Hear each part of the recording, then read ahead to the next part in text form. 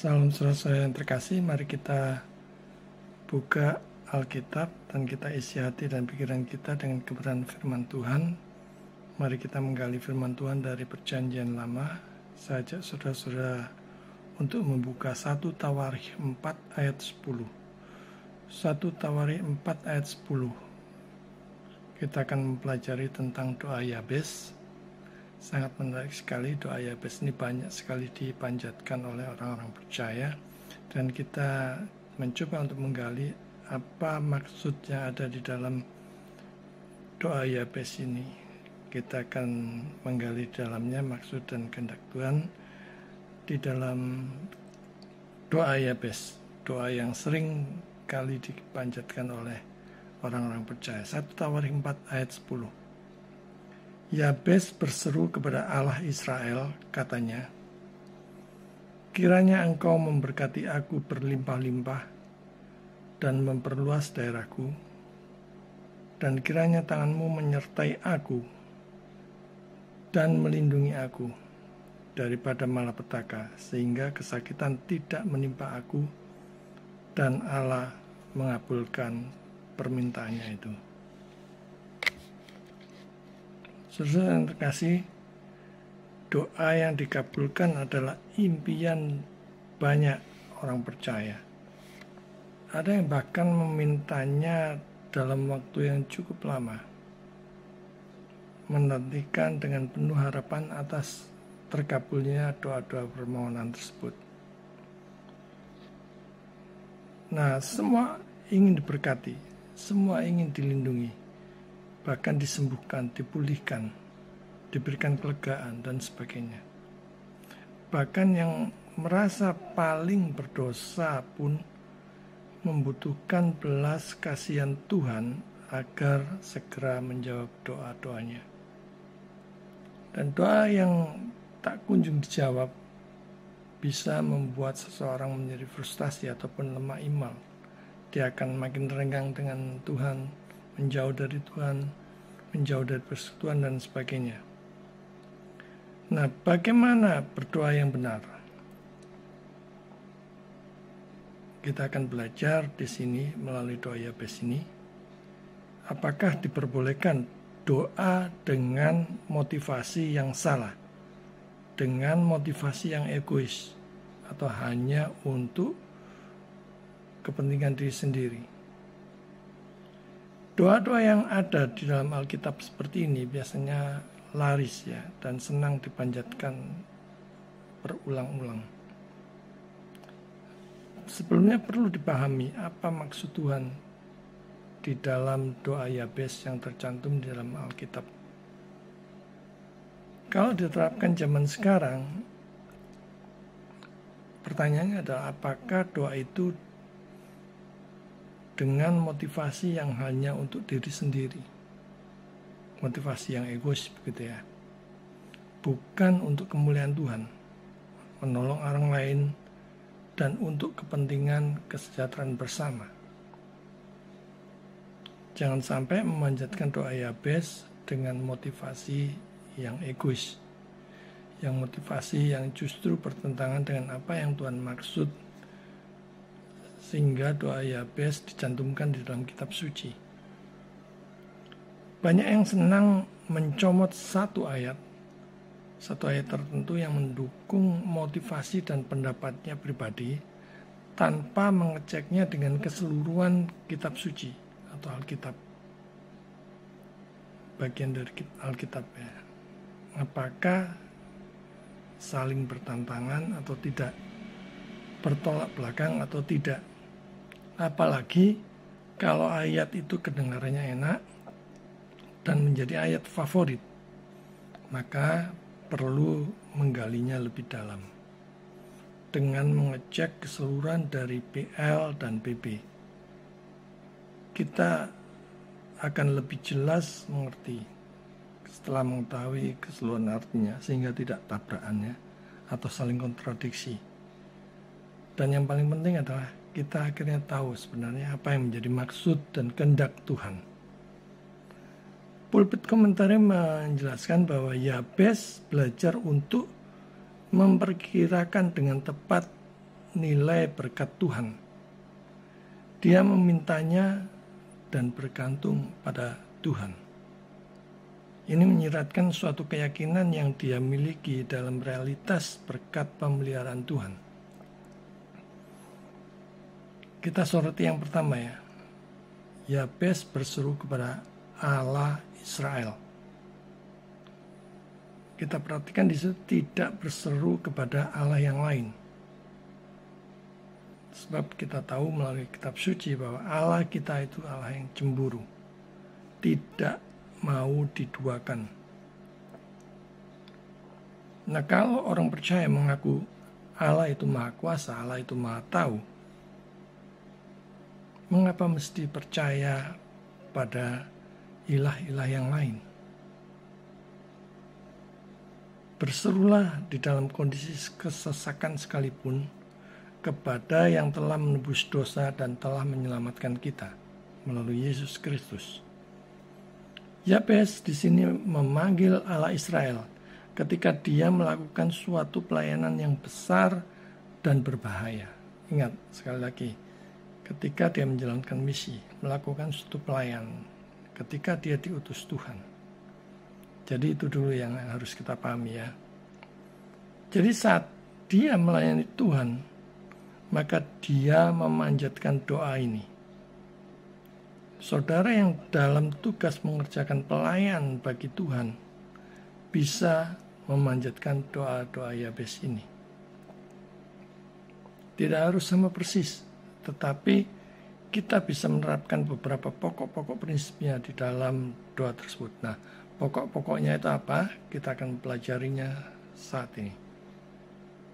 Kita akan menggalinya lebih dalam lagi. Yang berikutnya kita soroti adalah memberkati dan memperluas daerah. Wah, ini kedengarannya enak ya, untuk dipanjatkan berulang-ulang ya. Ini bukanlah doa yang bermotivasi egois untuk kepentingan diri sendiri.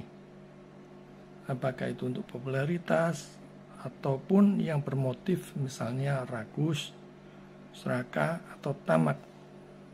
Karena doa yang saudara panjatkan, saudara sendiri yang tahu apa motivasinya. Saudara sendiri tahu persis dari lubuk yang hati yang paling dalam apa yang saudara minta kepada Tuhan. Jadi ini adalah doa yang sesuai dengan janji Tuhan, di mana Tuhan menjanjikan untuk menguasai tanah Kanaan, yang akan memberikan tanah Kanaan tersebut sesuai dengan perjanjian yang telah diberikannya kepada Israel. Kita soroti yang pertama ya, memberkati. Semua orang senang diberkati. Dalam doa ini ada kata-kata melimpah. Wah, ini cocok dengan misalnya pebisnis ataupun pelaku usaha ataupun pejabat. Ya, begitu ya dalam banyak pikiran orang ya. Maka dalam doa ini karena ada kata-kata yang melimpah, sering menjadikan doa Yabes ini sangat disukai. Nah, kita sekarang menyoroti kata melimpah di dalam doa Yabes ini dengan secukupnya versi doa Bapa kami yang diajarkan oleh Tuhan Yesus.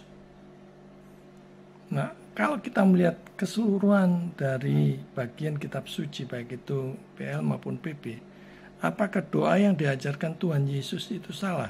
Secukupnya gitu ya.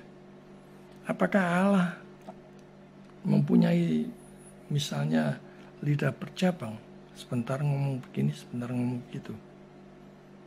Saudara-saudara, kita perlu memperhatikan bahwa di dalam PL Allah berfirman menjanjikan berkat yang melimpah.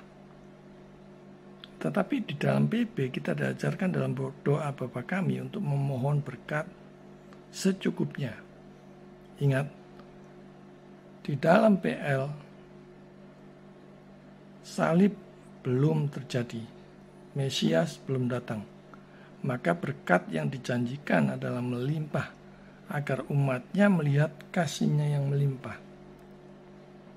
Bahwa dia bisa sanggup karena dia pencipta langit dan bumi ini dan bisa memberikan segalanya.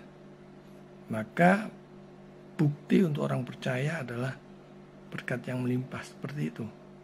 Tetapi di dalam PB, kita harus sadar bahwa Mesias datang dan kasih-Nya yang terbesar dinyatakan di atas kayu salib untuk menebus orang-orang yang berdosa. Itu adalah kasih-Nya yang terbesar yang telah dibuktikan dan dinyatakan kepada umat pilihan yang berdosa. Maka setelah Mesias datang, cukup di dalam anugerah Tuhan kita dipelihara di dalam kasih-Nya. Kemudian kita lihat di situ dikatakan memperluas daerah. Ya, dia berdoa agar wilayah diperluas. Ini juga bukan untuk digunakan pembenaran untuk kepentingan diri sendiri yang egois. Memperluas kerjaan bisnisnya, memperluas wilayah kekuasaannya dan sebagainya. Tetapi untuk memperluas wilayah kerajaan Allah di muka bumi ini. Untuk memuliakan Allah. Bukan keegoisan dan keserakahan wilayah yang lebih besar, tetapi hanya kesempatan yang Tuhan berikan telah membangkitkan keinginan yang kuat untuk memperluas perbatasan yang diperoleh dari tangan Tuhan sesuai dengan janji Tuhan bahwa tanah itu, tanah perjanjian itu akan diberikan kepada Israel. Merupakan kesempatan yang sah untuk mendapatkannya kembali menjadi miliknya sendiri, yang hilang atau diambil secara salah dari dia atau para pendahulu sebelum dia, atau berhasil mengusir sebagian dari penduduk asli tanah perjanjian umat Allah dari kekuasaan mereka. Jadi dia menegaskan bahwa tangan Tuhan bersamanya. Tanganmu bersamaku. Jadi sekali lagi kalau kita merenungkan kata-kata di dalam doa Yabes tersebut, misalnya memperluas, kedengarannya doa ini cocok ya, pas sekali dengan penguasa, pejabat, pebisnis dan sebagainya. Matthew Paul mengatakan, kiranya engkau akan memberkati aku. Aku percaya bukan pada keberanianku sendiri atau orang lain, tetapi hanya pada berkat dan bantuan Tuhan. Untuk memperbesar daerah, wilayah, atau pantai, usirlah orang Kanaan yang jahat dan terkutuk ini, yang telah engkau perintahkan untuk kami singkirkan. Aku mohon dan berharap berkat-Mu di dalam melaksanakan perintah-Mu. Jadi saudara-saudara yang terkasih, doa dan permohonan saudara saat ini renungkan. Kalau saudara sering memanjatkan doa Yabes, apakah karena saudara sedang mengerjakan misi Tuhan, seperti misi penjangkauan, pekabaran Injil, pemuritan, atau berdoa untuk ambisi pribadi? Saudara sendiri yang tahu apa motivasi saudara memanjatkan doa Yabes itu. Apakah dengan pengertian yang benar, ataukah dengan pengertian yang kacau balau, ataukah karena motivasi yang serakah, ambisi, dan sebagainya. Ketiga, dia memohon penyertaan dan perlindungan Tuhan. Kalau kita sudah di dalam perlindungan dan penyertaan Tuhan, apalagi yang ditakutkan, yang dicemaskan, yang dikhawatirkan? Renungkan saudara-saudara, siapa yang sanggup menyentuh kalau Tuhan beserta kita dan melindungi kita? Kita soroti satu-satu ya, tentang penyertaan. Tanganmu bersamaku, melindungi dan menguatkanku dari musuh-musuhku. Jadi dia berharap penyertaan Tuhan di dalam menghadapi musuh-musuh itu. Kemudian juga memohon perlindungan. Bukan uang, bukan jabatan, bukan posisi atau kedudukan. Tetapi Tuhanlah perlindungan yang paling amat. Engkau akan menjaga aku dari kejahatan, dari yang jahat yang bisa mencelakai kita kapan saja, sekalipun kita sudah berhati-hati. Ingat, musuh itu selalu mengincar kita, mengincar kelemahan kita. Musuh-musuh rohani, terutama yang tidak kelihatan, ini malah berbahaya, dan kita mesti minta perlindungan Tuhan setiap saat. Tuhan yang menahan, agar Tuhan yang menahan dan mengaturnya, supaya kita aman dan selamat di dalam beraktivitas, di dalam pelayanan, di dalam bekerja, dan sebagainya. Di dalam doa Yabes ini, agar tidak musuh itu, yang jahat itu, tidak menindas dan mengalahkan, sehingga nantinya akan membuat dirinya sedih. Kalau kita memanjatkan perlindungan ini, supaya kita tidak jatuh dalam berbagai macam cobaan. Dan di dalam kita kejatuhan kita, di dalam dosa, selalu ada, pasti sebagai orang percaya, pasti akan sedih, kecewa. Tapi kalau kita di dalam perlindungan Tuhan, maka kita dimampukan untuk mengatasi berbagai macam kelemahan dan hal-hal yang bisa mencelakai kita. Jadi di sini agar Tuhan menjaga dari kejahatan, agar itu nantinya tidak membuatnya sedih. Ini permohonan terakhir dari doa, dan yang terbesar dan yang paling jauh di dalam melihat atau visi, ya, melihat penyertaan pemeliharaan Tuhan. Dia tidak harus berdoa untuk diselamatkan dari semua penderitaan, tetapi dari sentuhan yang jahat, yang begitu buruk terhadap dirinya. Prinsipnya dari agar bisa lepas dari cengkeraman yang begitu kejam terhadap dirinya, yang mungkin bisa membawanya pada kesedihan yang nyata dan tidak dapat diperbaiki lagi. Nah, itu yang dia mohon. Ya, itu doa-doa itu yang dia naikkan. Jadi sekali lagi di sini penting untuk selalu mohon perlindungan Tuhan setiap saat, setiap detik.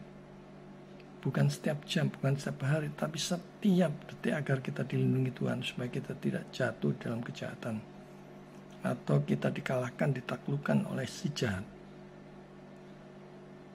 Sebab setiap saat si jahat itu bisa mencelakai kita kapan saja. Pada saat kita renggang, pada saat kita lemah, pada saat kita jauh dari Tuhan, kita pasti jatuh. Setan pasti menyerang. Berikutnya, dia berdoa agar diberi sehat. Jadi kesehatan termasuk yang sering diminta untuk didoakan. Sebab dengan hidup sehat, kita bisa menjalani hidup yang berkualitas. Mempunyai segala-galanya, kalau sakit-sakitan ya untuk apa? Tidak bisa menikmati berkat Tuhan, malah orang lain yang menikmatinya, karena kita sakit. Mungkin kalau kita sakit, pengeluaran kita akan lebih banyak ke dokter ataupun obat. Bahkan kalau kita mempunyai mobil mewah banyak-banyak, mungkin kita, supir kita yang bisa menikmati mobil mewah tersebut, karena kita perlu sopir kemana-mana, karena kita sendiri sakit dan tidak bisa mengemudi. Kita soroti ya kesakitan ataupun kesedihan. Tuhan, biarkan aku tidak memiliki kesedihan. Doa yang dijawab akan bertemu dengan pemenuhan janji yang diikrarkan dari pihak pemohon.